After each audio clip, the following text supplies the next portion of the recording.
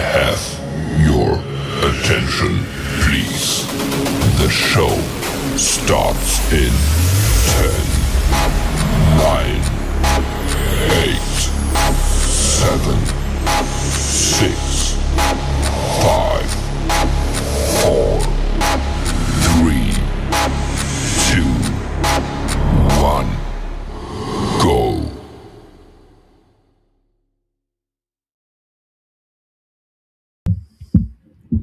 Hey everybody, and welcome back to the Crypto Night Show. Your host Superman in the house for another great show on crypto. In this case, we're going to be talking about some of the fundamentals of Pulsechain and why it will win. So I hope you guys enjoy this. Should be a lot of fun. Without further ado, though, let's get the socials out. If you haven't already, you can repost on X, and let's get the show sharing. And yeah, we're going to have a lot of fun. So I'm just posting it here in Telegram. Live now, I guess. So we're right live now. Yeah, let's do it. All right, so get in and watch the show. Yeah, good times ahead. We obviously got a bit of a retrace happening at the moment in the markets after a couple of good days in the office, but not too bad. A good time for us to talk about some of the fundamentals for Pulsechain and the broader market. So I hope you guys enjoy it. We're going to usual coverage, of course, of the stock market and economic data. We're also going to talk about the crypto majors and get into the Pulsechain results as well. We're going to look at the Pulsechain chart and then get into the top 100 trending performers on Dex Screener with the default view. So that's kind of where we're heading, and then we're going to check in on a few projects and see where they are at as well. So hopefully you guys enjoy the show there for that. And don't forget to smash the repost on X. The other big thing, of course, is don't forget to also subscribe if you're on YouTube. Smash the subscribe button. Yeah, it'll be a lot of fun. All right, let's get going. Let's get into it, and let's build up the show. All right, so we're going to jump over there to X, and you can see actually we've got seems to be streaming pretty well there right now. But let's jump into the Wall Street and see how Wall Street's going. Who we got a comment in the chat there? We got Unprotected Hex in the house. Good morning, Superman. Pulsechain season, PDI to $1. Yeah, I see there's still quite a few PDI diehards out there for the old PDI. The only fundamental I see for PDI at the moment is the community, the size of the community, right? And obviously got Somi and others there leading the way there. I really won't really get convinced until we see a protocol actually support it. We've had a couple of failed attempts, but we're trying to keep an open mind on that. But that's kind of where I see that. I think there's much better projects on Pulsechain, much better tokenomics. So we'll see how that all plays out. It is crypto after all, the Wild West sometimes. We got the Wall Street closes marginally lower amid uncertainty over Iran conflict in. So just a little bit down there. We were actually moving higher last night, overnight, and when I woke up this morning, it had pulled back. But with Dow Jones right now is just down slightly, 34 points to finish Tuesday's results. We're at 47,706. So we have a look at the little chart that we've got. We'll just take maybe the year. We can see that we're just off the highs there in February, right? 50,000. We're down at 47,700. So down about 2,500 points. Is it something like that? Yeah, about 2,500 points. Actually, yeah, maybe two. Yeah, about 2,500 points. We got the S&P 500 down 0.2%, 15 points to 67.81, and that is you can see over the last year is just shimming across the bottom there. So it hasn't really moved down too much. I guess the highs were around January, around almost 7,000. We're only down 220 points or something like that. Not even that, 200 points maybe. The Nasdaq is flat, up 1 point between 2,697, and you can see over the last year we're really only off the top there as well. We have about 23,800. So we're down about 1,100 points, overall, and a lot of that would account for the Iranian dealing with the Iranian issue, and obviously we don't want terrorists with nuclear weapons, right? We've got the dollar index there at 98.85, just down slightly at the moment, and the VIX there at 25, and we saw it spike recently, didn't we? Let's have a look at that spike. We'll do the monthly chart, and we saw it spike all the way up to around 30. Yeah, it looks like hopefully that's the that was the bottom in for that, right? So now I know Tom Lee is expecting another spike down later in the year sometime. So I think that would probably be more in the middle of the year, unless it was something related to the midterm, something. We'll try and map that out a little bit, but that is kind of where we are there. Let's go to the commodities. After obviously all the drama in crude oil, we saw that back up here, getting up to around about 120 bucks on West Texas, etc. Brent oil, at least. They're down at $83 and $87 respectively. Brent oil is down about 3.8% overnight. Yeah, so that's kind of a lot of drama and back down again. We got the gold at the moment at $5,223. You can see it's coming off the high of about $5,400, and we're down 18 bucks at the moment. Silver sitting at $89, which is actually quite a decent little run recently in the last month. We had a high back here about $95 over the last month. That's kind of where we are on that one. So still doing pretty well, gold, silver, but we are expecting, there is a big school of thought expecting gold to really get some degree of rotation into crypto this year. So that's kind of what we're looking for at the moment. So yeah, some of the big things there, of course, around Iran, the Strait of Hormuz and oil. Well, essentially, the US has got control of that, use military. They've also got minesweepers and things like that to try and avoid any mines. A lot of the ships are turning off transponders and oil is flowing. And of course, if needed, they can may get military escort, as well as I think the White House working on the insurance side of things as well. So the market seems to be buying into all that at the moment. And of course, largely they have destroyed a lot of the heavy military aspects of Iran. They're still going to probably spend the next week blowing up even more to make sure they really get them down. And today, apparently, is going to be an even bigger day of bombing. So they really are trying to destroy everything they can, including any nuclear rebuilding programs, things like that. So there we go. We'll see whether the Iranian people decide to step up, or do they need more of the military barracks? Now, that's the one thing I haven't seen a lot on is the military side of things. So obviously, the Navy, Air Force destroyed, Air Force defense is destroyed, a big chunk of the rockets and drones destroyed. But the military, of course, largely probably sleeping outside of barracks. We've seen them be taken out in hotels and things like that. So that's probably the big question if you're going to get a revolution of the people. Remember, over 80% of the people don't want the Ayatollah leadership. They want freedom. And so we're going to see whether that manifests itself over the next few weeks to months, right? So that's something we're looking out for. That would be a truly great moment for the people of Iran, let alone the world, right? So we'll see. So we've got Only Crypto in the house there. Hey, Suitman, good to see you, Only Crypto. What are your thoughts when we start seeing some serious moves to the upside? Do you think we'll have a bull run this year? Yeah, I still expect a bull run this year. We're expecting March to be slightly up. April may be a good month, and then we might have potentially, we've also got a risk out there of a potential 20% pullback again at some stage.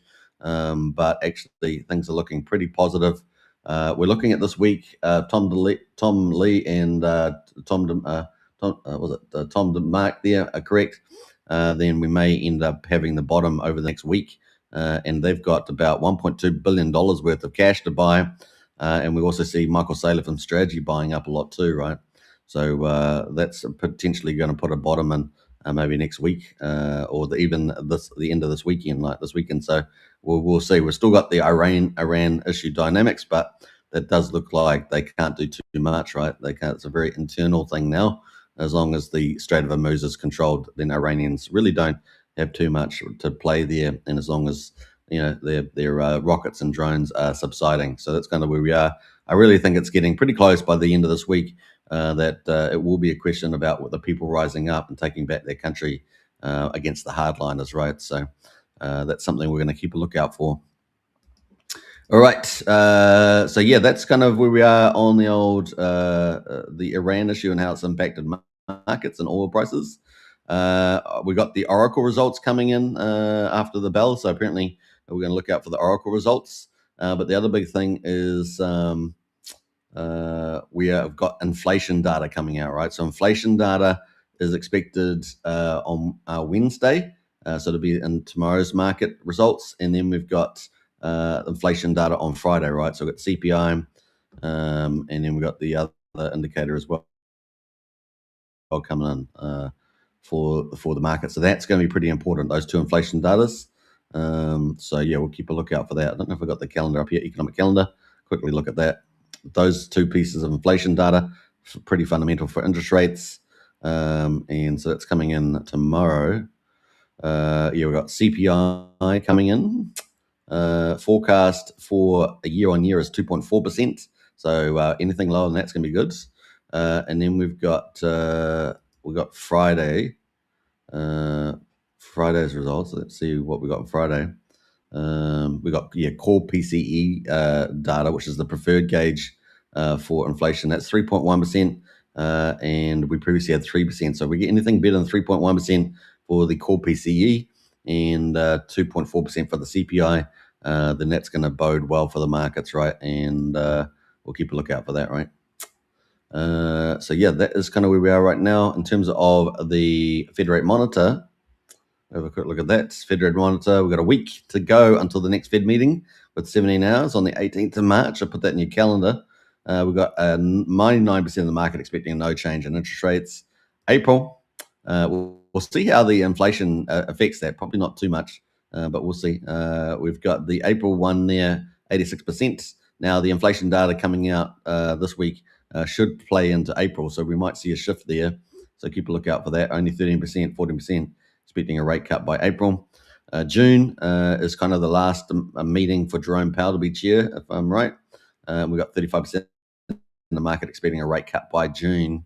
But by July, we should have a new chair for the Fed. And I think it's Walsh, isn't it? Or Walsh, I think it is the one.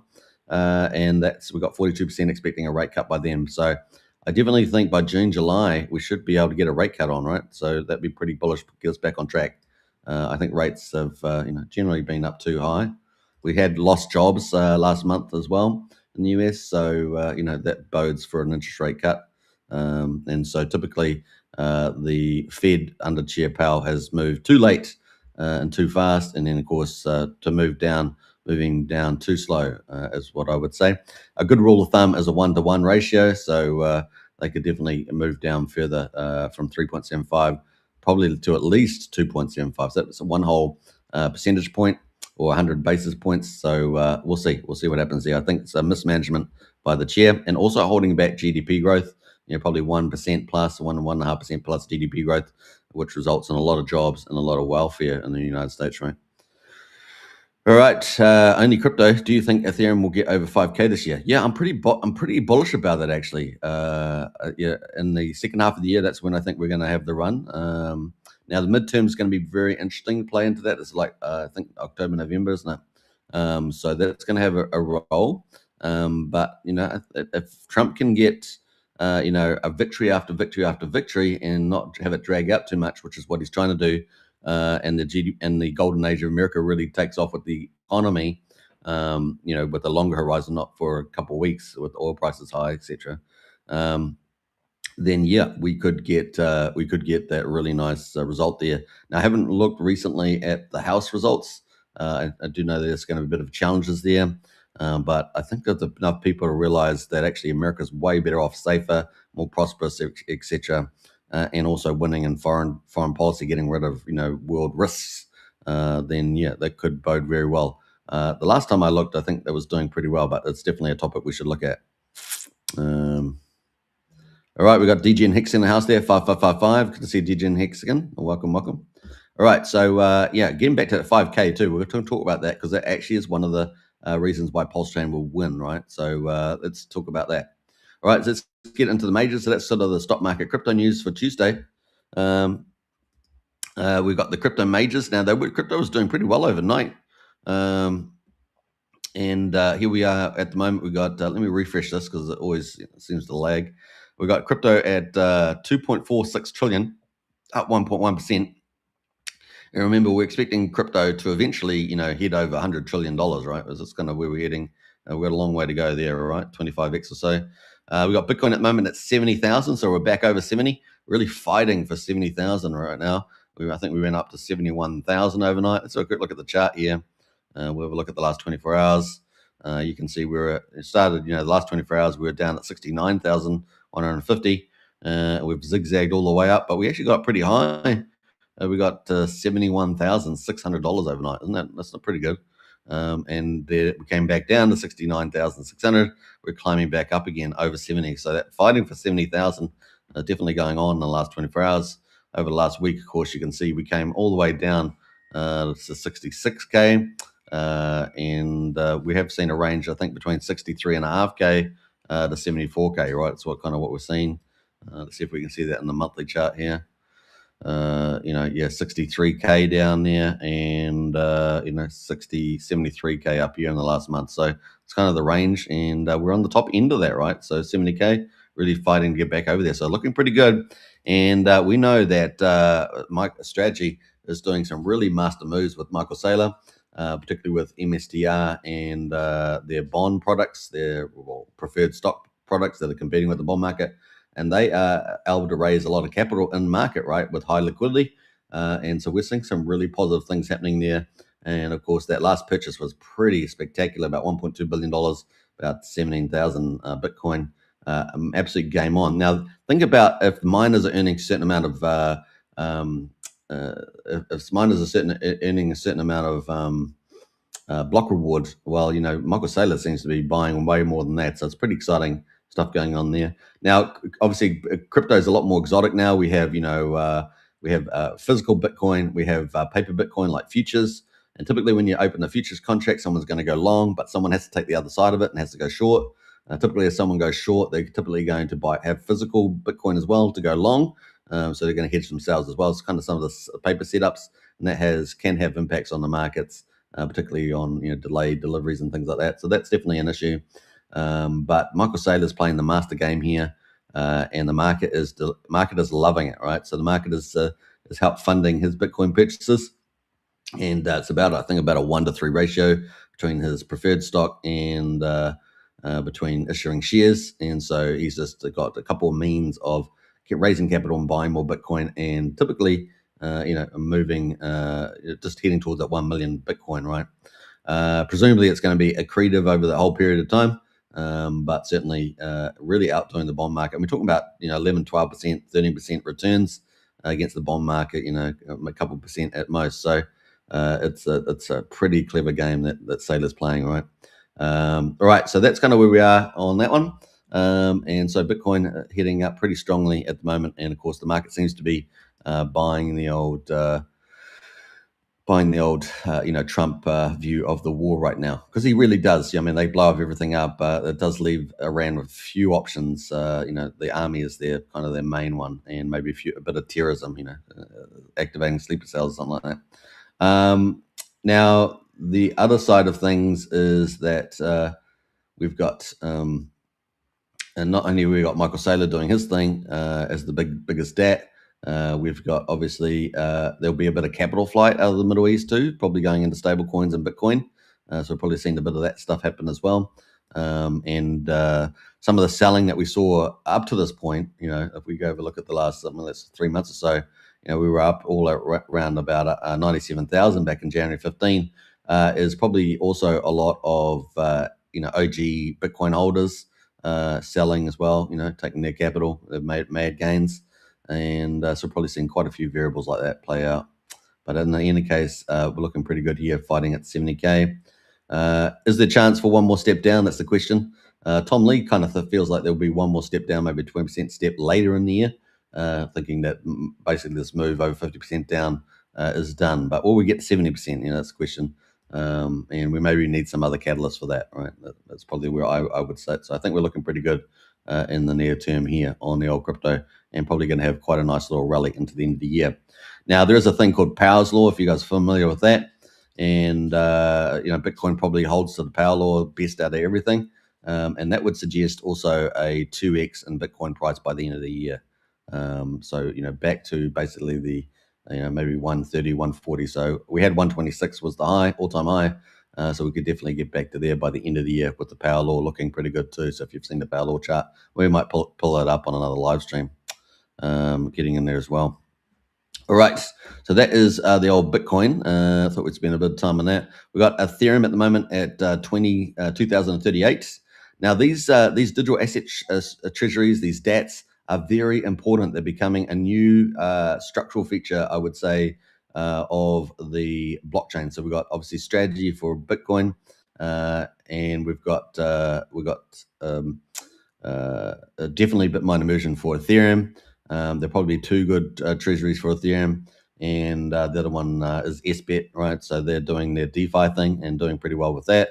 But Bitmine immersion is going to be the kingpin, right? It's going to be winner takes all.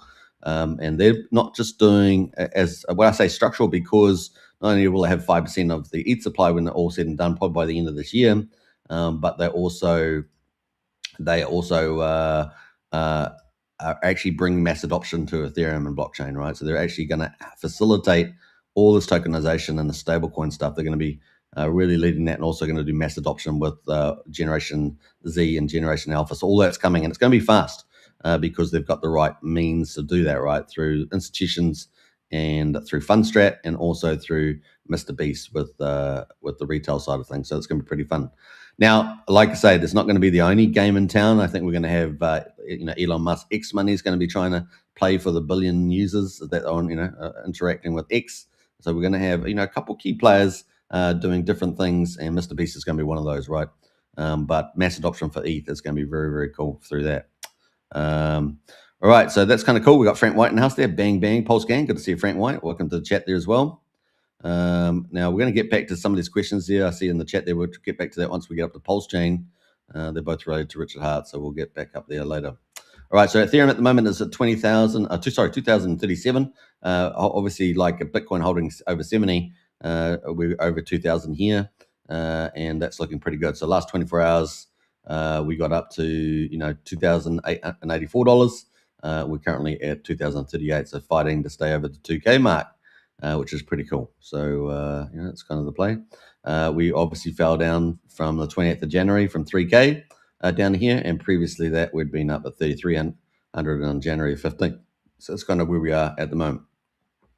Now, Tom Lee has talked about the 14th at the end of the range with Tom DeMark there, the timing guru.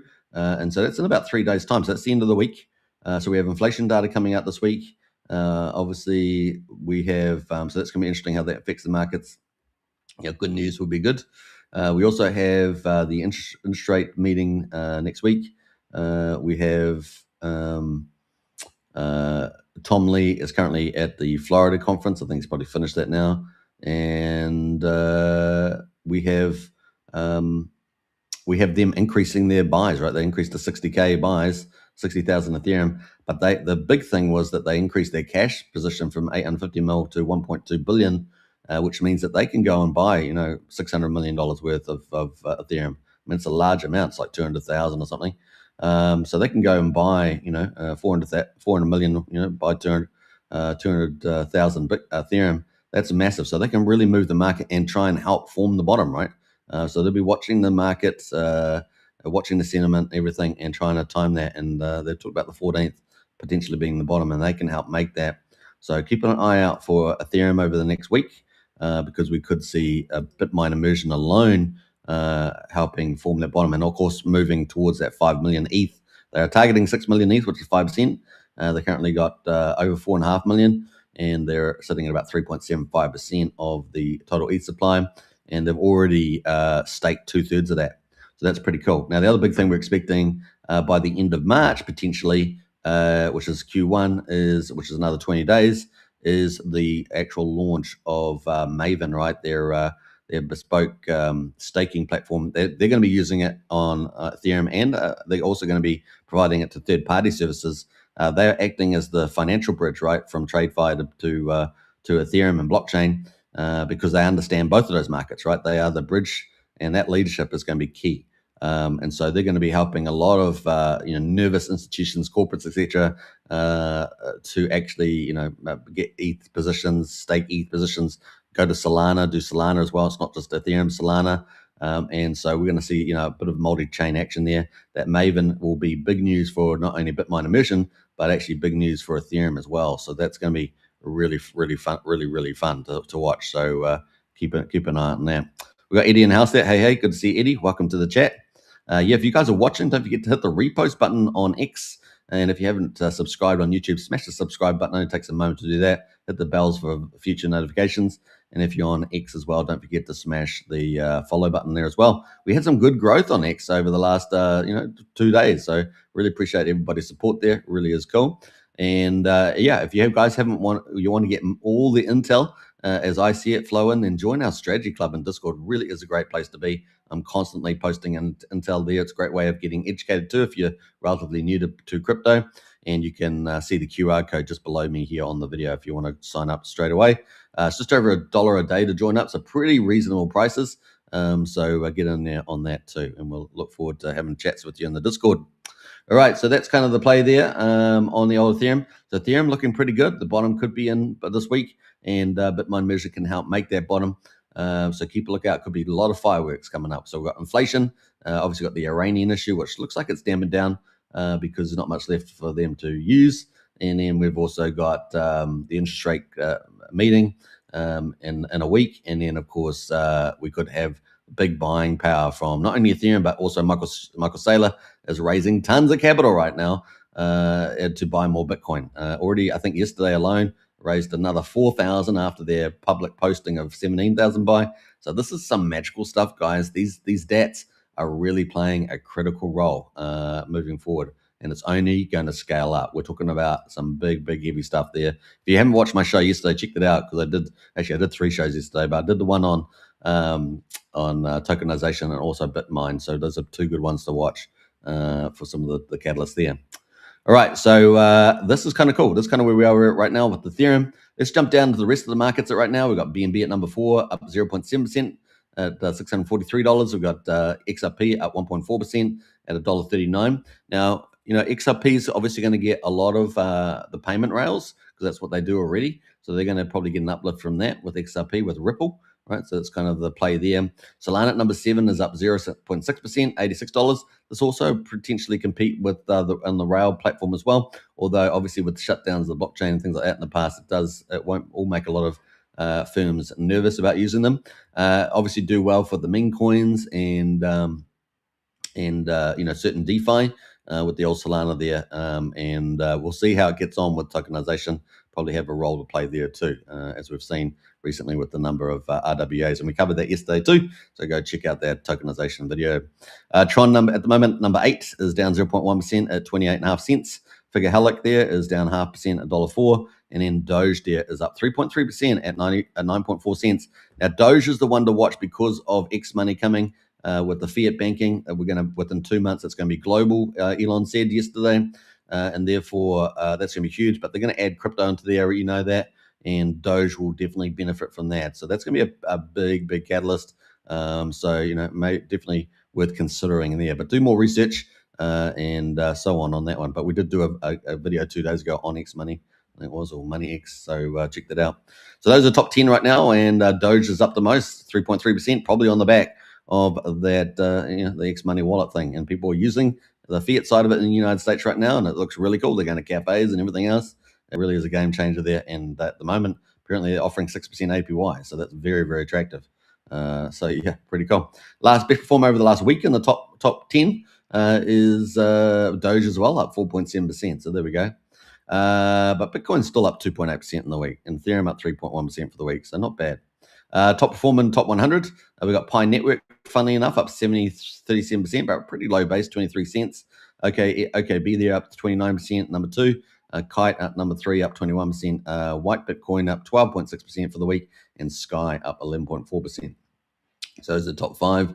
Top 1,000 performers over the last 24 hours. We've got Aria, Flow, and Naris, Naris protocol. And then trending overall on CoinGecko is Bitcoin, Pudgy Penguins, and Hyperliquid. Not surprised at that lineup. All right. So that is pretty much the crypto market at the moment. So we're up just under 1% right now. Bitcoin and not too bad there. Let's go to Pulsechain, and we've got some questions in the chat there about Pulsechain, so we'll try and get to those. We are going to be covering Pulse. Go Harry, this is Pulse prediction. We'll cover Pulse coming up here as well. And we got Only Crypto says, and what price do you think Ethereum will be before Richard Hart starts to deploy it back into the chain? I know that might be a silly. No, it's not a silly question at all, and I think we have the answer for that. Richard, I think, gave us that one. So, but we will speculate a bit beyond his comments. All right. So here we are on day 1034. There's Pulsechain. For those that are new to Pulsechain, we've got the price at quadruple 106. It is down 1.7% right now, but we're still holding those 4 zeros. Very key mark, right?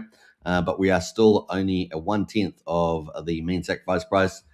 Pretty huge. So for those that are not familiar, Pulsechain is a full system stake copy of Ethereum at the 10th of May 2023. So that's when it got forked, and it was pretty much the biggest airdrop of crypto assets. Of course, with that, price discovery has taken place over the last 1,034 days. For about 2 years, the SEC was hanging over Pulsechain, but Richard Hart led a pretty awesome legal team and has defeated the SEC. And as far as I know, is the only founder and only project to actually fully defeat the SEC and set some sort of precedent in law. So that's been pretty good for both Pulsex, Hex, and Richard Hart himself. So some good stuff there. Pulsex at the moment is at 50761, so still super discounted on the old Pulsex, down 1.17%, even more than Pulse. The buy and burn sitting at 8.65%. So Pulse is slightly inflationary with the validators. We would need a certain amount of volume. I'm not quite sure what that would be to get deflation on Pulse, but someone probably done some numbers on that. Pulsex at the moment is completely deflationary, so there's no inflation there. It's just deflationary. And then we got Ink token at the moment is 46, almost 47 cents, holding up pretty well actually, but down 3.7%. And we've got Hex on Pulsechain down 3% right now at 0.2 of a penny. EHEX, the original Hex, is at 0007. Not really much change in the last 3 days. Combined price of EX PX is sitting at just below 0.28 of a penny right now. So those are the Richard Hart cores. Pulse is the main chain. Pulsex is the big DEX. Incentive token was a former farm incentive token, no longer really playing out there. And then Hex, of course, is what we call a modified certificate of deposit from banking, but really it's a supercharged version. But it has a couple of mechanics in there, which is a topic in itself. So let's jump over to the gas prices. We've got 900,000 beats. We've pretty much been like that every day that we've been doing live streams. 0.3 of a penny right now for a Pulsex swap, so super cheap on Pulsechain. Validators at the moment sitting at 53,293 of active validators, and community service there, not too profitable at the moment, but great for the chain. We got 70.7 million in bridge stables, pretty similar the last couple of days, and of course only a fraction of the stablecoins sitting in LP pools, meaning that there's a lot of stablecoin on the sidelines, and we'll see whether that gets moved up. Right? We'll see whether that gets moved. And we get a mega pump on the old Pulsechain, even without Ethereum going over 5K, for example. So that's that. Let's have a look at the Pulsechain chart, and we'll get into some of these questions that we got in the chat. We got Go Harry, of course, Pulse prediction. We'll get into that. Might try and use some sort of Fibonacci for that one. We got, what price do you think Ethereum will be? Now, I wanted to talk about some of the fundamentals for Pulse. That's why we're at this Pulsechain chart now. Pulse is down 1.43% at the moment. We've got the daily chart in view. And we can see that we are sitting pretty strong, guys, over the 21 moving average. Very important mark there. So we're looking pretty solid. RSI sitting at 53. So we've got to be pretty happy with that. That is looking pretty strong there. We've got higher lows in the chart, slightly higher high here, but looking very good. As long as we don't have too much negative news, maybe CPI is good, etc. Tom Lee, the bottom is in on ETH and we go up. We're looking very good for a next move higher, guys. So I think it's more probable than not based on that. So we'd have to need some really big surprise on the Iran issue, because that does look like it's all under control from the United States. Not saying that Iran hardliners will surrender. Of course, that's not going to happen. They are basically extremist terrorists, so they're not really going to do that. Even the ones that are remaining, even though so we'll see how it goes. But on the positives, we're seeing everything else looking pretty good. So still looking pretty good. Probable or not that we're going to the upside here on the old Pulse. Now let's take a shorter time view and have a look at the 4 hour. This is the trading view. See the RSI is at 55, so we've had a nice pullback, nice a chance to go higher again. So that's very cool, and we can head back up into oversold territory, right? Or overbought territory, I should say. So that's still looking pretty good there, and we're also bounced off at the moment, at least, on the 4 hour, bounced off the 21 moving average on the 4 hour. So that's kind of cool. So we've had a look at the daily, we've had a look at the shorter time frame, still looking good to the upside. I think the fundamentals are still in favor of Pulse moving higher. We got the weekly coming off the bottom on the RSI. We're down oversold 29, and here we are. We've come off 7,800, right? 7,800 for Pulse, and we're now at 4 zeros, 1,000, holding that line. Very important line to hold psychologically, but really set to go higher. Now, the 21 weekly average is sitting all the way up here at 4 zeros, 1,700, and that's a decent little amount to move, but we can move there quite quickly, especially if we get a market maker in that's looking at all these charts and the fundamentals, and sometime maybe over the next day or two, if not the next week, decides to move us up higher. And so we could get a 60% gain just to get back to the 21 moving average here on the weekly. So that'd be one way of looking at a target. Let's jump over to the monthly and have a look a bit broader afield. That is the monthly chart there for Pulse. And let's have a look here. This Rat Pulse in particular, of course. We can see that we're up off the bottom about 37%. And all the way to the monthly average would be a 361% gain, which is a 4.6x. And that would be all the way up to 3,500 or 3,600 there. So it's quite a bit of work to go there, but we've got plenty of room on the outside to go because we've had so many waterfalls down, right? And remember, we got free from the SEC back here in July after 2 years, and we had a big green candle on that month, so it was pretty cool. Unfortunately, after that, we had 7 red months, right? 7 red months, but we got back to green, and I think we're looking pretty good. Now, the question is, what are the down catalysts? Have we got any more copied contracts that could be exploited? Well, apparently CryptoSolve suggests that we don't. So that could be good news. We're always going to have some, bad contracts on the Pulse chain, but I think they're probably going to be small retail plays. So nothing captures out the big market. We're fine. We've got quite a few. So that's kind of the negatives. And hopefully, Pulse chain users start moving their capital to quality projects, right? It's not just about people exploiting, but actually people putting LP in those projects, and actually people moving capital to the better projects, right? The quality projects, which I'm going to do a video on. The blue chip projects. I've been saying it for some time, but we're going to do that. And that would be suggestive of where capital should flow. Once again, everyone has to do their own financial due diligence. But yeah, we're going to do a video on that because I think it's pretty important. So good chance that 7,800 was the low, assuming those assumptions I made are right about the big contracts we're talking about, the Maker DAO, etc. All those ones compound, all those sort of issues that we had. So let's see what happens. We also had new projects launch that failed as well, like Better Bank, things like that. As long as we don't really get too many of those moving forward, that's going to be really, really important. So people are going to really have to think about the code and the audits of the code, and also the people that are launching the projects, right? So there's lots of things to think about there moving ahead. Now, that's on the kind of a negative on the down low. Now, we're also assuming we haven't got some of the sacrifice whales. That's the other big catalyst that has sold us down, right, is the big sacrifice process, particularly some of those with hexagon values that had high hexagon values when they went to sacrifice, and so they had a lower average they could go down to. And there's a couple of names out there. I won't go into the drama or all that, but so they've just calmed down for a little bit. We're always going to have some of those guys selling, right? So it's just about what are we going to have buying more than selling over that period, so they can exit, but the market still moves up. So that's kind of what we're talking about. Now that leaves aside all the Richard Hart stuff, and we're going to talk about that separately. And that's kind of where we are right now. We had our whales launch, right? We had Firewhale do some stuff that ended up failing. So that was a big fail there. There was obviously opportunity in there short term, but it ended up being a big fail for Pulsechain generally with sustainable products. We'll see what happens. Firewhale's talked about he's going to come back again, have another go. We'll see, but wasn't really didn't deliver a lot of the stuff that was claimed to, and we kept an open mind about that, right? So we're just watching results, do actions, and results follow up, claims and things like that. So we try to get in mind there, but that was pretty much a fail for Pulsechain, if you think as a greater public good. So far, Rack and Rochelle with Coin Mafia, quick, modest there, not really being a lot of uptake. We haven't seen a lot of the influencers rolled out yet. Is that something that he's going to trigger later on? Question mark over that, right? With the influencers on other chains, he's talked about that being in the millions. So that certainly doesn't seem to have been activated yet. So we'll keep an open mind on that. And we wish him the best. I want to see him in action. Where does the venture capitalist? I want to see him in action, and I want to see stuff happen. So I'm open-minded about that, and we'll see where that all lands too. So those are two sort of big public whales and those catalysts. So it really does leave us with some. What do we got left as positive catalysts to the upside?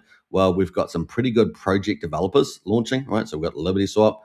We got people like Fast Abdul with Vault 369. We got people like Stu, people like Jacob out there. So we have got some really good developers. We've got a lot of good farm developers, through from Emmett, True Farm, Nexian, these Function On, these kind of guys. So we have a lot of value there.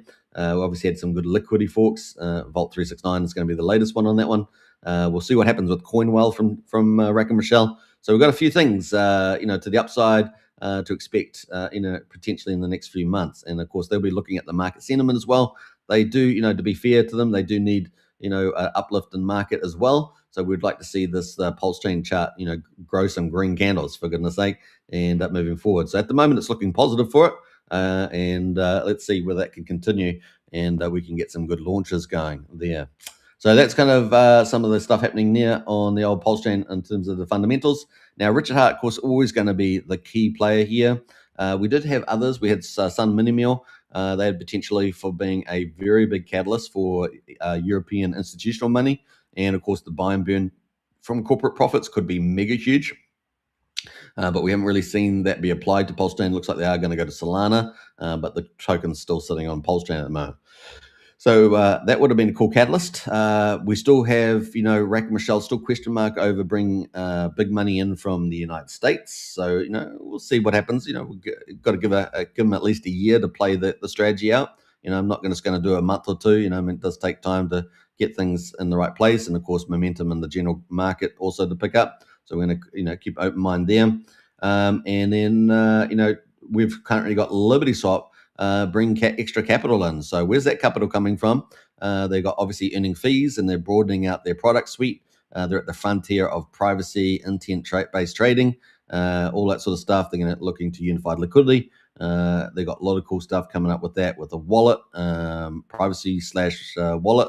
That's going to be really amazing. They've got lots of stuff in store. So that's going to be, definitely, I call it the Kraken of Pulsechain, is kind of the frontier product on Pulsechain. That's not to take away from products like Internet Money, which are on every single, Apple Play Store and Google Play Store, etc., and doing a great job there. But in terms of fronting one of the key narratives, it will be obviously privacy is going to be a big one there. So it's really good to be on the frontier of all that. So let's get to Richard Hart and some of these questions around that, and then we're going to do a little bit of we might do a Fibonacci extension and look at some of the prices. Now, I haven't got on here. We're going to go back to the daily. I haven't got other moving averages. I've just got the 21 at the moment on here. I haven't got a short term like a 9 and a 34. I haven't got a longer term 50 and a 200 on here.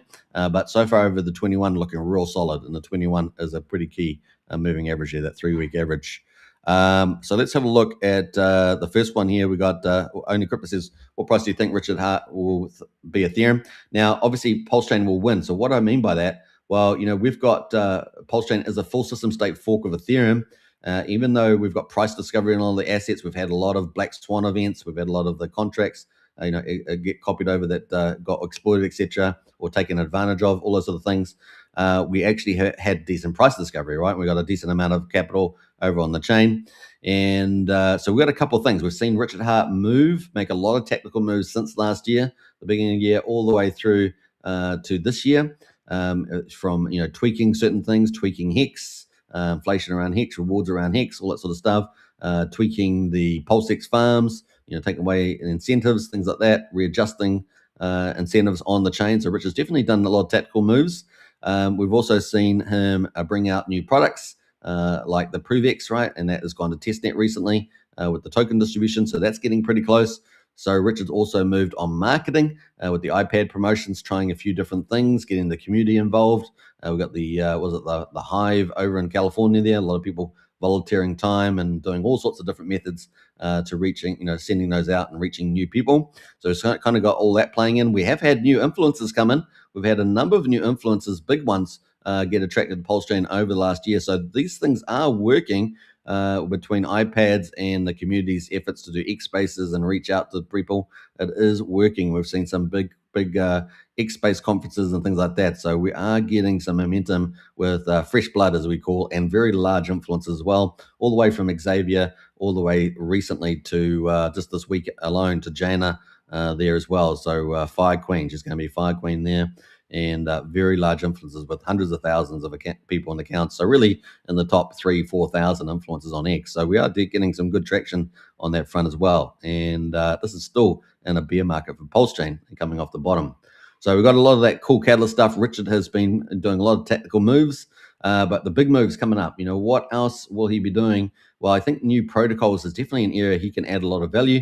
Whether he goes in to do his own wallet or does a stablecoin will be interesting, because obviously we're getting other groups like Liberty Swap doing a wallet, Ramp now talking about doing a wallet. So we've got other wallet providers coming. We do need more wallets. As good as internet money is and as widely accessible as internet money is, we do need other wallets as well, so that people have different choices in the wallet space. So it was good to see some leading teams like Ramp Now and Liberty Swap bring that to market.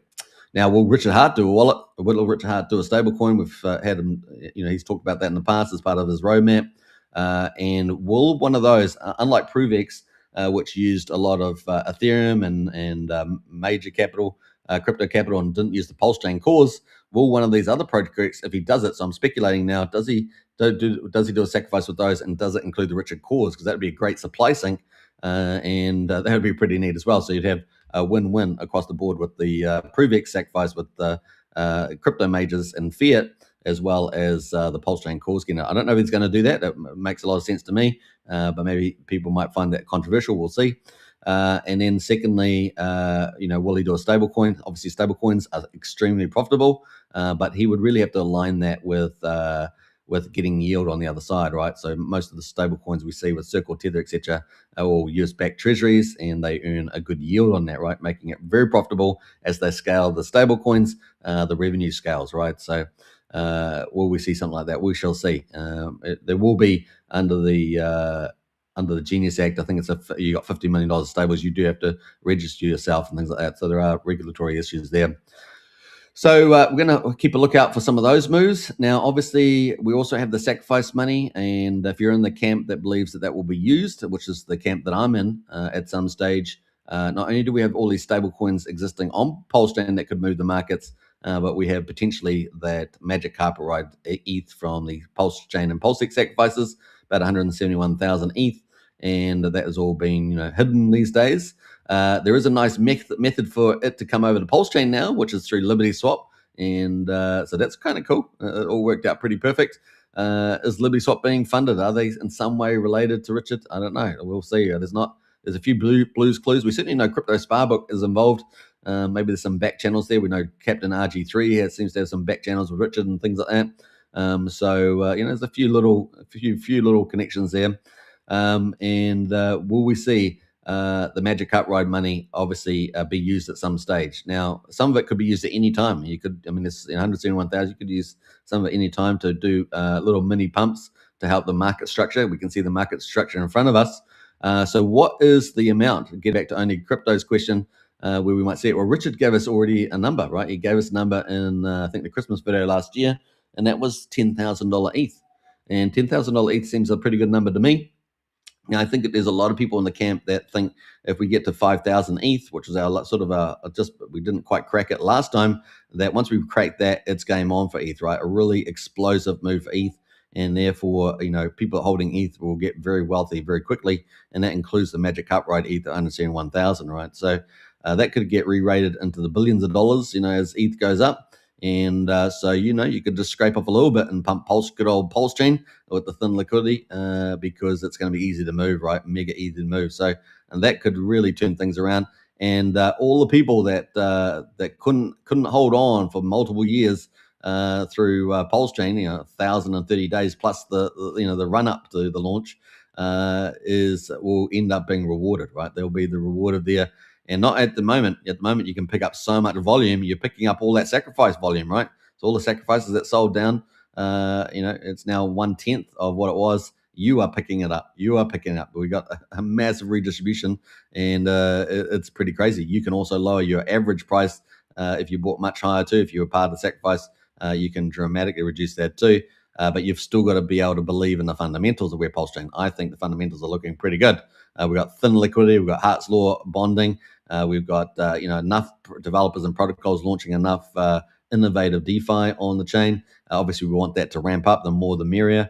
But we have got some key players there, and we seem to have potentially a lot of the big contract issues, exploits have probably subsided now. And we do see a little bit of a maturing in the market and Pulsechain moving to better quality assets. Now, that needs to continue. We're always going to have the pump and dumpers and the pump tires and all the rest of it. But actually, it looks like we're getting capital flowing. And hopefully, we'll get a bit better diamond hands, people actually investing rather than just speculating all the time. Now, we're always going to have both, but we do need to shift the percentage over a little bit into the investing sides. And I think True DeFi has played a good role in that recently, trying to make that happen as well. So kind of cool. All right, so $10,000 ETH seems to be a key mark for Richard, but it doesn't mean that he can't move stuff well before that, maybe by 5K. 5K would be the other mark that I think is probably tempting. Remember that the average price was about $3,773. So anything above that, you could argue could start moving a little bit of capital over there, into the Pulsechain. But there's probably quite a bit of capital already on Pulsechain. So keep a lookout for that. So that's some of the arguments there. So definitely think 5K, 10K key marks there. And that would be to complement whatever he does with any product rollout, whether it's ProveX, what he does around that with the LP and buying and everything else, and how that pumps Pulsechain, helps with the sentiment of Pulsechain. We saw a pretty good positive sentiment with the announcement of the testnet tokens, and also how that all works together. So, we just keep looking at all those chess moves of Richard as he moves forward there. And of course, he talked about before in Christmas, he talked about, I'm not interested in altcoin season, I'm interested in Pulsechain season. So for those that are critical, it seems to be top of mind for him. So that's kind of where I see that at the moment. I'm going to keep a lookout for all that stuff from Richard Hart. Now, that's the pump mentor from Richard Hart doing things like those, all those different moves. But actually, will he go even further? Will he do something that's fractionalized? I'll be really interested to see whether he can do that. The banking system, of course, with bank lending is fractionalized. Can he do something that's fractionalized and really get a leverage on any capital he has? So that's another open question there. And we'll see how that goes at the moment. I know there's a lot of critics of that, but we'll see. We'll see whether the genius can do something that we haven't really seen too easily done around fractionalization. So that would be pretty cool. What else? So that is Richard Hart. That's kind of the rest of the chains to pump mentals. But actually, think about it. We've got thin liquidity. We want to get, obviously, the volume turnover picked up. We can move the market pretty quickly to the upside. We get a market maker doing that. Hopefully, a lot of the downside things are moderated relative to the upside catalysts, and we can really start to move on. Certainly, the chart's looking good at the moment on the TA side of things. And then, Richard making some moves as well would help a lot. Are there any other key players that we're missing? Well, definitely Liberty Swap looks like they're doing some cool stuff.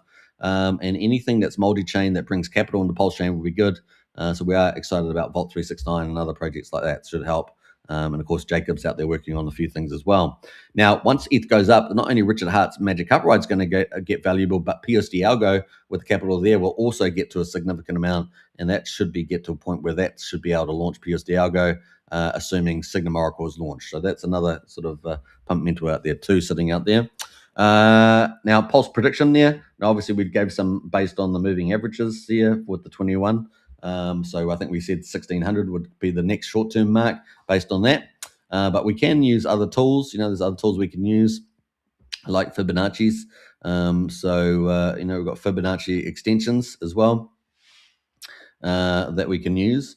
And that would give us an idea of things. So a 1.68 here at the moment on the daily would give us 1334 as a potential target. So, and then we got a 2.618 give us 16.74, which is pretty in line with the weekly 21 moving average of 1600. So those are probably two good levels, 1300 and 1600 in the short term that we could probably reasonably get to, right? So pretty exciting. Now, this excludes any God mode candle.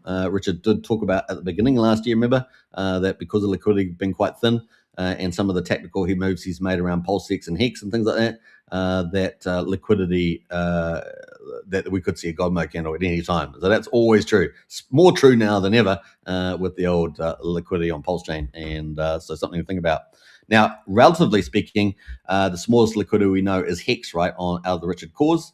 And then the bigger liquidities are Pulse and Pulsex, right? So that's pretty interesting. And we know that anything that pushes Pulse up is going to push up the US dollar price of everything else, all things equal, right? Ceteris paribus, as they say. So that's kind of the play there. So that's a couple of short-term ones that hopefully help out with some of those questions. Let me know your thoughts on that. And Only Crypto says, have you seen PTC chart lately? Yeah, we have talked about PTC the other day. We did quite a dedicated coverage to that. We will go check it up when we do the market trends as well just now. Marco says, do you think we bottomed at 60K Kryptonite? I think it's a very good chance, although there is still one risk we have a 20% correction later in the year. Maybe in May, sell in May and go away or something. So we'll see out. But March and April might end up being, at least modestly good months. Maybe March a slightly up month, and then maybe April a good green month, and then maybe we have a sell in May, go away kind of thing. We'll see. Sean O'Malley in house there. Good morning, Chads. Good morning, Sean. And up only indeed, up and on. Man, you're really starting to make that trending, Sean. Isn't that funny? You just put that out by yourself all the time. You got reposted by Crypto Coffee, one of the biggest influencers in Pulsechain, and I see more people starting to use it. So I don't know, maybe a token launch or something. I don't know. It's definitely, that's been hilarious to watch. So keep up the good work there. Up only indeed. It's becoming a trend there. Probably a good thing off the bottom too, and we're at the bottom here. All right, so that's some of where we are with the Pulsechain in the short term. Making long-term predictions, obviously, always more difficult. But once we get an uptrend here in Pulsechain, let's get rid of all that chart. Let's get rid of the Fibonacci extensions. Once we've had a downtrend, obviously here. Once we get the uptrend, we'll get the uptrend on the other side, and that's beautiful, right? We also know that from where Ethereum and Bitcoin have gone, we typically get a V recovery, right? So that V recovery should help Pulsechain get some sort of V recovery as well. And assuming we don't have any more of these black swan events left, which does look like the case, and CryptoSolve's pretty confident about that. We'll see where we go. So we could have a nice little V recovery. And once we start getting parabolics, we know Richard Hart is very good at that. We had 13 parabolics from the old Hex. Obviously, if you treat Pulsechain as just like a Hex, then you can move it up with the old Pulse. So we'll keep a lookout for that too. Those two things working in tandem in the market there. Now, the other fundamentals I want to say about how Pulsechain will win, we've gone through a lot of the ones just specialized or specific to Pulsechain, but actually the broader market is going to make Pulsechain win, right? And because Pulsechain is a full system state fork of Ethereum, we're going to get all the fundamentals from Ethereum and Bitcoin, right? So Michael Saylor's pumping Bitcoin. We got all the mega things about tokenization, stablecoins, the regulatory stuff supporting crypto. And then we've also got Tom Lee doing the same thing, but even bigger, I would argue, over on with mass adoption as well as tokenization, stablecoins, and I think that's huge, right? And that's going to be massive. So, and with Mr. Beast, so that's all coming through Bitmine Immersion. They both have the top liquidities, right? So they're dominating like 9% of the liquidity. They're able to raise capital because of that, and so they're just buying more Bitcoin, more Ethereum, making more likely, and that's lifting the whole crypto market, and that's going to lift Pulsechain, right? And Pulsechain is a system state fork of Ethereum, which makes it pretty special. And that's also able to get all the upgrades from Ethereum. So Vitalik's done a new roadmap around privacy, which is funny enough, that's where Liberty Swap has been front leading, right? And then they've also done a roadmap about quantum risk, right? And actually dealing with quantum risk. And that's also what we see happening. We're going to get the upgrades for that. So we get free upgrades, guys, with all these issues. And thanks very much. Obviously we've got pre-tap developers and people like that having to do it, but we're going to get these upgrades. It's fantastic. It's just a brilliant move. That side of it's pretty neat.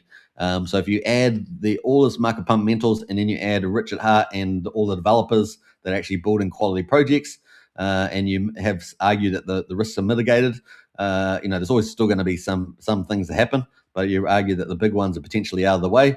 then we've really got the chance to go up. And the more chance we go up is really reliant on the market actually pushing their value, their liquidity into quality assets, right? Now, the only thing that I see left that's really a downer, still even at this level, is potential sacrifices, right? So if they still got that mentality, they want to, even down at 1/10 of the mean sacrifice price that they want to dump, that's always going to be a bit of risk. But I do think that they must be getting down to a point where they're getting pretty exhausted. So maybe that's not as bad a catalyst now. Now, does that mean that if we get a 2-3x from here that they start selling again? Well, that's definitely plausible, particularly the large sacrifices. But we'll see. We'll see what happens in that space. Once we get an uptrend, maybe they all just start becoming believers. And I'm not talking about just unbelievers. I'm talking about Pulsechain believers. So there we go. So pretty awesome stuff. Now, with this, of course, we still have the challenges of the market. We're still going to get the Clarity Act through. That is critical. I think everything else is already on the go. Tokenization, stable coins, the mass adoption play. That's all in there. The financial market coming over to crypto, that's all in play, and it's going to be pretty exciting. Now, the question is, how much of that stuff will Pulsechain get on top of it? So, we'll get the uplift from everything these guys are doing in Bitcoin, Ethereum, etc., Solana. But what actually will we get specifically? Are we going to have anyone going to be able to, do stable coins and be Genius Act compliant? Are we going to get anything big like that? Because that's, a bit of capital, and we haven't really got into that level yet.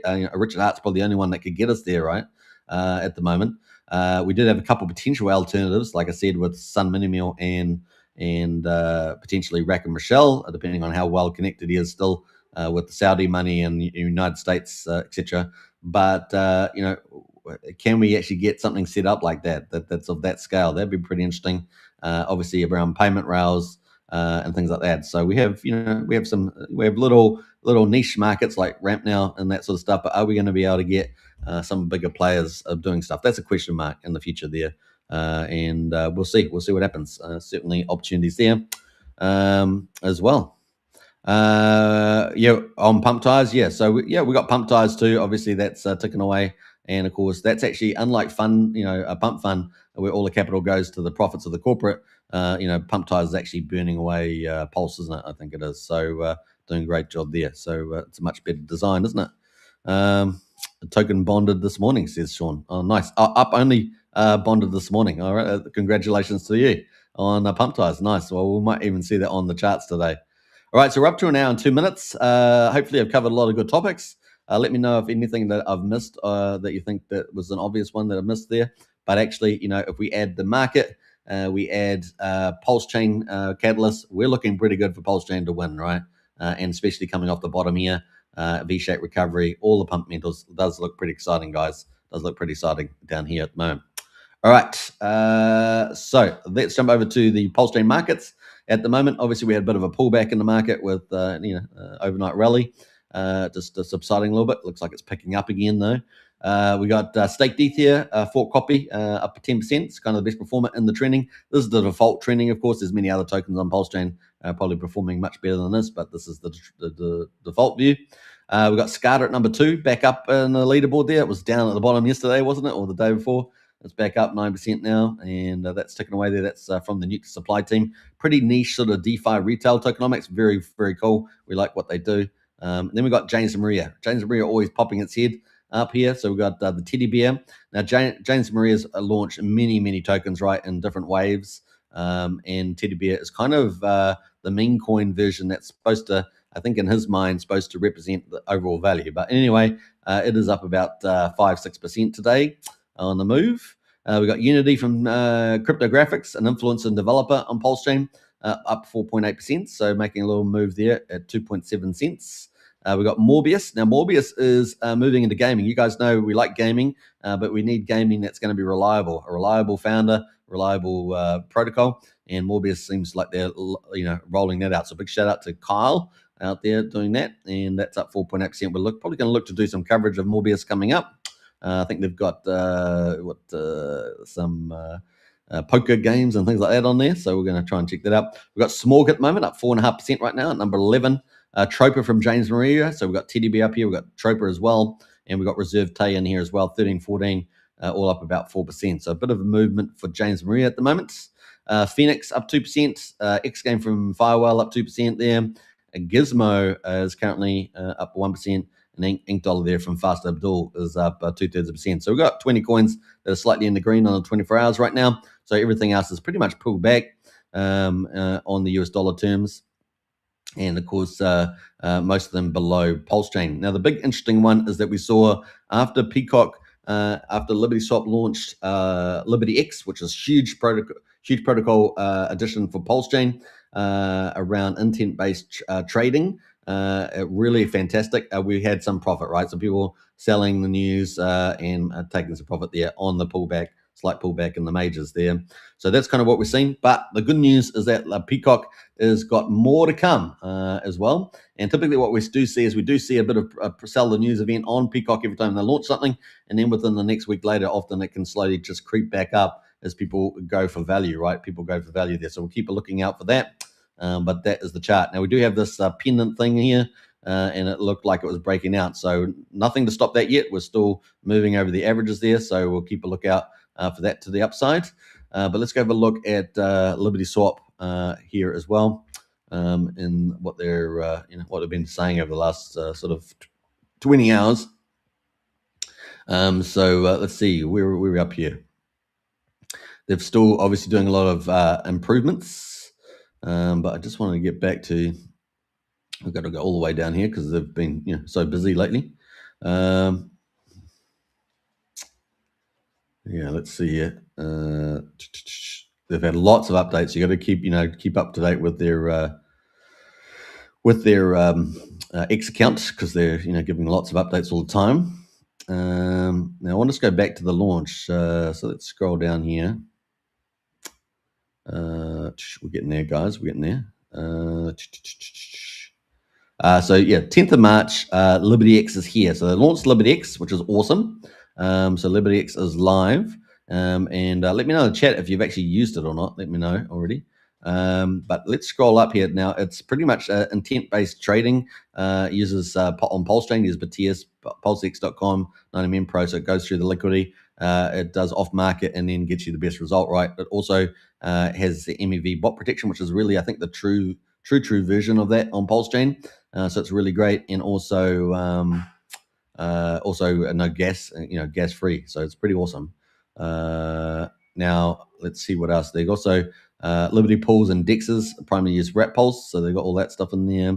I won't go through all the little minor details. So even though the sold the news has happened here on the candles, they've got this month coming up. They got the ZKX wallet. That's a big deal, right? I think we can all appreciate that. It's going to be a modified privacy wallet. So it's going to be, kind of a normal wallet and a privacy wallet mixed together. Going to make it a lot easier for people to use the privacy solutions and not just the big players that take the time to learn how to use privacy wallets, but also the retail book to make it a lot easier and also give another option for people to use, wallets on Pulsechain and, of course, through LibertySwap be able to access everything, right? So pretty awesome. So that's going to be completed this month. So another huge catalyst coming up for Liberty Swap. And also they're going to have, if you got Peacock, a proportion of the ZKX token drop that's going with this wallet will be allocated to Peacock. Now, I'm not sure what percentage it is, whether it's 50-50 or 70 or something, but that's something coming up as well.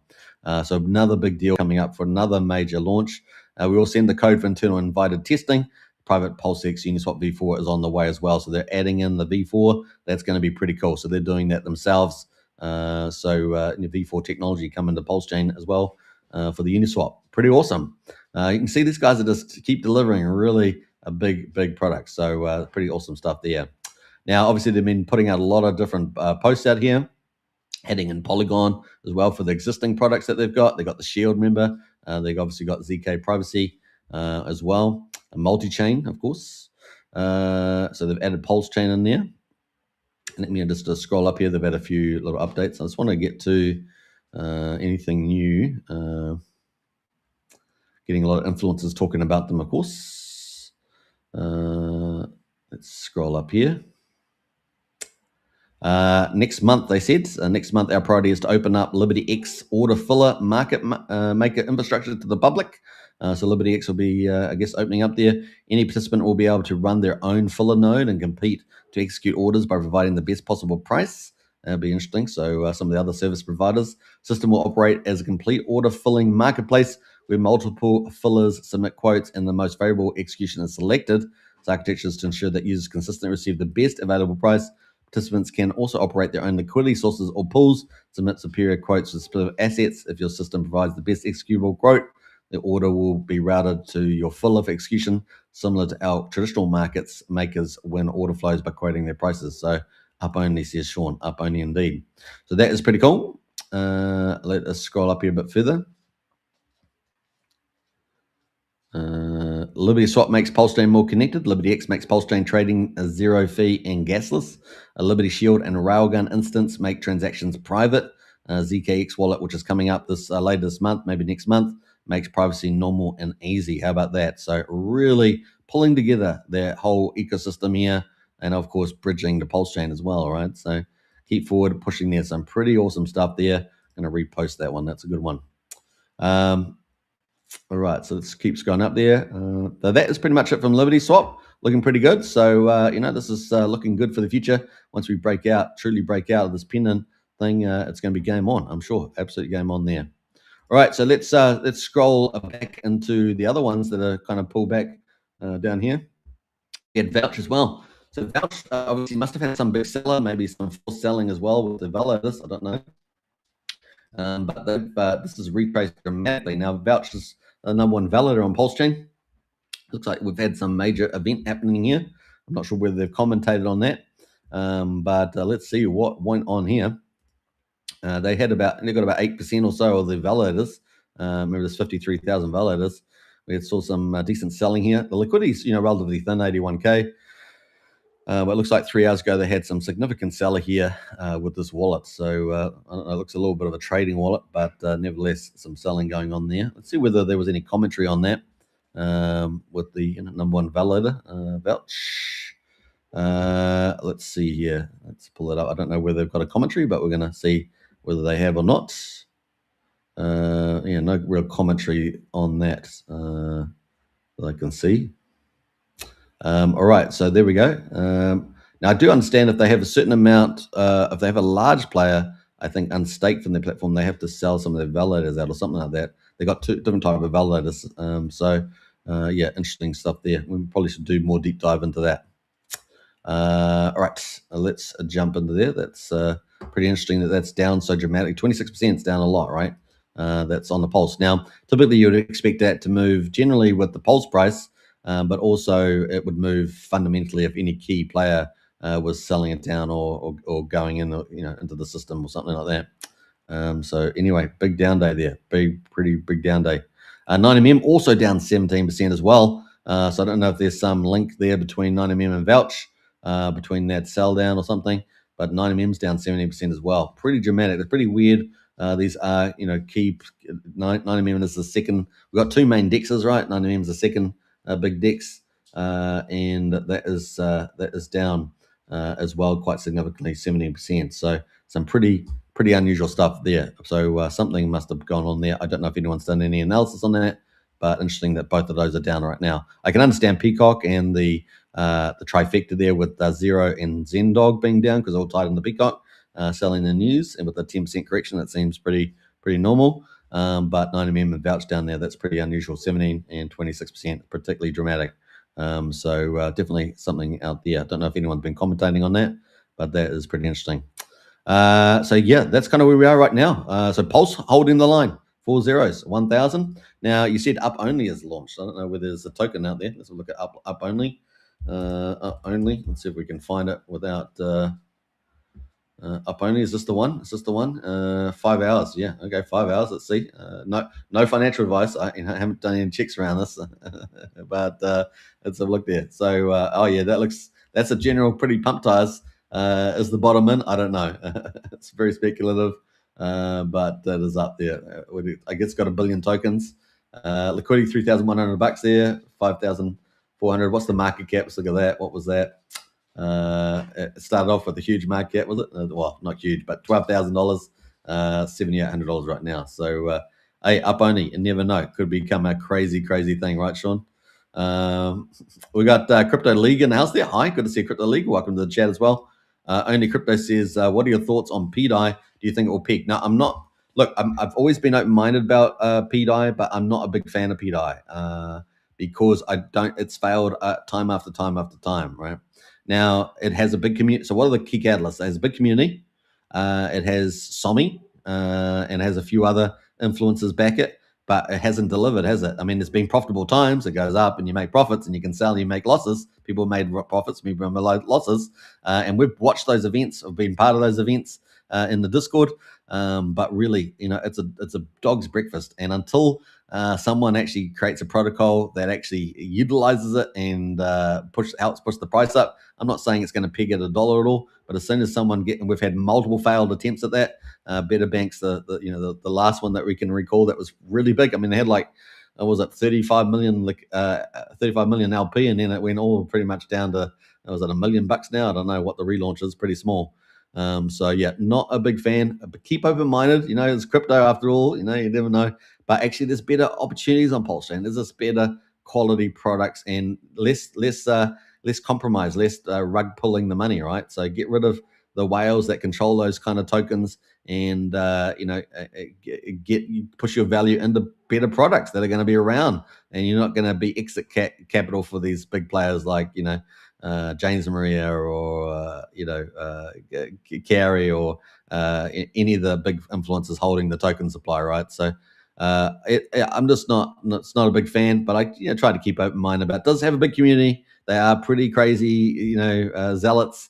Does have some big influences, but really it just seems like a dead token to me in many ways. So I think there's some much better opportunities out there on Pulsechain. I'd like to see capital move to better quality projects. So yeah, once again, the market will decide. I'm not the market. This is my opinion there. What else? Cryptolix is in the house. 1 billion pulse, is it a good bag? Yes, I think 1 billion pulse is a very good bag on the old Pulsechain. I would even at the moment, a 1 billion pulse would be a very good bag on Pulsechain. Remember that when we did the Pulsechain sacrifice, there were about 1,000 sacrifices that sacrificed about $85 million approximately. They got 1 billion pulse. That's how much the pulse they were getting. So that gives you an idea of where that would be, even if we got back to 0001, right?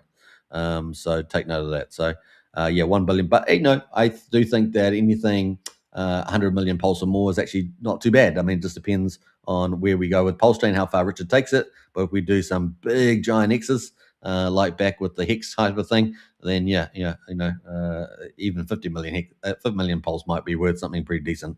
But definitely 100 million and billion for sure. Billion is a very good bag. Sean and him says, I had 25% of the supply, sold half. Diamond hands, the rest for the bill run. Nice one there, Sean. You're very good at this stuff. Very cool. We'll buy the dips, says Sean. We'll buy the dips. There we go. All right. So that is up only token there. What else? Let's see. So that's pretty much it right now. Some pretty big drama. I really probably look into that afterwards, after the show. I just saw it here live, the 90mm and the vouch. I'll be looking into that. That's pretty dramatic down. It's very, very dramatic. And we've got, I'd sell the news event on Peacock. Not surprising there. But like I say, they got the ZKX wallet coming up. If you're holding Peacock, you're going to get an airdrop from that, as well as benefit from the continual expansion of Liberty Swap's offerings, right? And which are pretty amazing. So keep a lookout. Now, the next, we've got some big developers. We've got Fast Abdul out there. We got Jacob. We got Stu. We've got other teams building farms. We've got Kairos out there.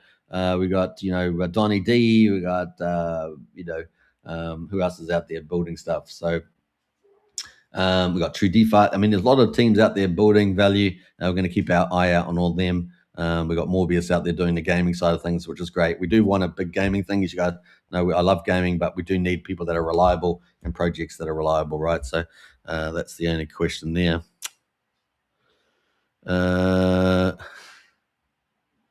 right. So that's pretty much it on that one. I think we're up to 1 hour and 20 minutes, which is a very long live stream. We're back to normal, I guess, back to normal. But that is where we are right now. Now, if you guys haven't subscribed on Crypto League, could you stop spamming the chats? Thanks. I already answered your question. please delete your comments. Otherwise, I will have to ban you from the channels, which would be unfortunate, right? So if you could delete all those extra comments, it'd be much appreciated there. All right. So yeah, we've got some good stuff happening on our pulse, holding that pulse line. Bitcoin looking good, over 70K, Ethereum over 2K, Pulsechain with 4 zeros, 1. So everything looking kind of nice there, and hopefully laying the foundation for the next move up this week. Hopefully we'll get some good CPI numbers, and also get some big buying from Bitminer Mission with that big wad of cash. Setting the bottom in for ETH, and that bodes well for the rest of the market. So that's kind of what we're looking forward to, and get a good green month for March and April. Question mark over May. Will that be that maybe a correction there? We'll see, and so forth. So that's kind of where we are right now. What else? What else should we say about that? I think that's kind of it at the moment. Hope you guys are enjoying the show. We did heaps of live streams yesterday. Might do another one today. You just never know. We're just feeling good about that. So why not? Why not? If you haven't subscribed, don't forget to subscribe on YouTube. We're streaming on Superman Crypto, the Pulsechain X, and of course the Kryptonite Show. And of course we're on X as well. We had a big jump in growth on X yesterday, so I really do appreciate that. Yeah, if you haven't joined our strategy club, I really strongly suggest you join. We have great intel in there all day. As we're doing research, we're pushing that into the strategy club. So if you are busy or if you're new to crypto, fantastic flow of information there. Not only will you get education, but we have a lot of good picks that you can pick off, and all that good stuff. So very cool. You can see the QR code just below me there on the video live stream. You can join up just over $1 a day. Really great value. So we look forward to seeing you in Strategy Club as well. If you want to join at the general Discord, that is only $12.50 a month. So that's just general access. And of course, we have the only Discord with a crypto helpline, guys. So if you are wanting some help, you get in there. We have helped a lot of people in there. And we've got some cool moderators and stuff like that help out. So very cool. All right, on that front, I'll catch you guys again tomorrow. Hope you guys enjoy it, and live long and prosperous, as we say. Until then, up only. All right, take care. Bye for now.